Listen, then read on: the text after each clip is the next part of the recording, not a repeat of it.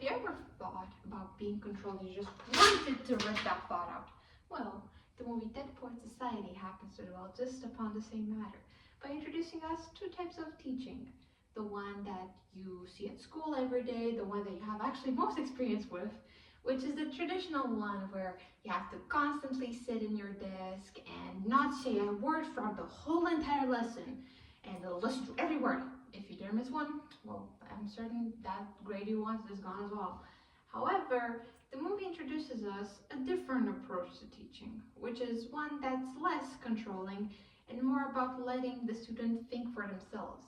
And this method is introduced by Mr. Keating. Mr. Keating is an inspirational figure, as we will see later, because he gets to teach his students in a different way than others have done so far, because he encourages them to learn in ways that one might not really think of at first sight, because he takes them one time out in the field, in a football field, to recite poems, and he tells them to run off into the field and scream out the verses of the poems. In this way, the students will say the poem with their whole heart, and they will really start to mean it. They will start to think about what they're saying, because just think about it, it's not really easy reciting a poem as you're running through a football field.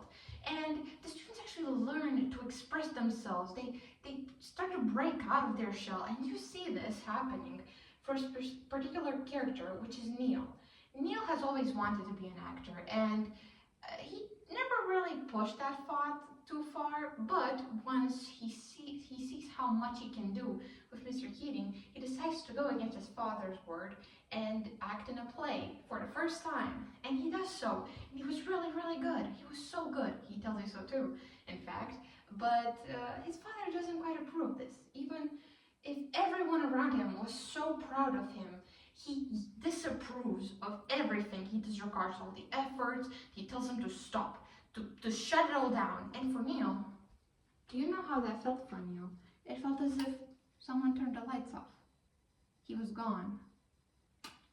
Well, I think that is not the way to proceed here, because for him, taking back all the freedom that he had to experience and get back into this controlling system, for him it was too much. He got overwhelmed, so he ends up taking his own life. He truly could not find a balance within the two, and decided that if he can't have one, he will be gone altogether. And that's really unhealthy to think about, because in life, you are constantly put between two choices. You constantly have to balance things out, and a character that actually goes through this and does a good performance is his best friend, actually, Todd. He was always a bit more shy. He never really minded being controlled, since he was always too shy to even express himself to begin with, so he was empty. He didn't even have anything to say, did he? Well, actually, you're wrong. He had a lot to say, and he actually expresses his thoughts freely once Neil is gone and Mr. Keating gets getting fired. Todd finds the courage to actually speak up when nobody else could, when everyone else thought the hope was dead and that nobody can even do or say a thing. Well, he spoke up. He dared to do something that nobody else did. And he didn't do it in an obscene way. He didn't try to cause a revolution or anything. He just spoke up. He expressed his thoughts.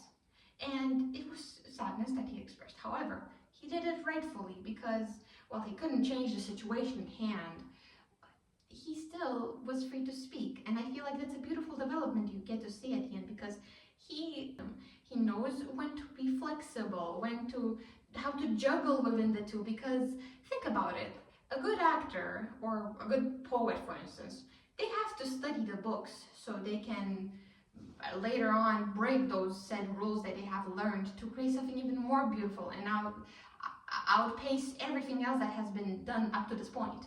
And I feel like Neil is somehow walking past this point, because he didn't really understand that at that point in life. He only thought that he could pick between control and freedom. However, that is not true. It can strike us all, but also doom us all. And I feel like Neil quite didn't think of that, and things at their own pace, and he could have done a bit of both. After finishing medical school, he could have gone off to being an actor. He could have still pursued his dreams, but later on, if he decided that actually maybe this wasn't for him, he could have being a doctor. It's, well, quite that simple, but even that is quite nuanced, so nothing is really simple.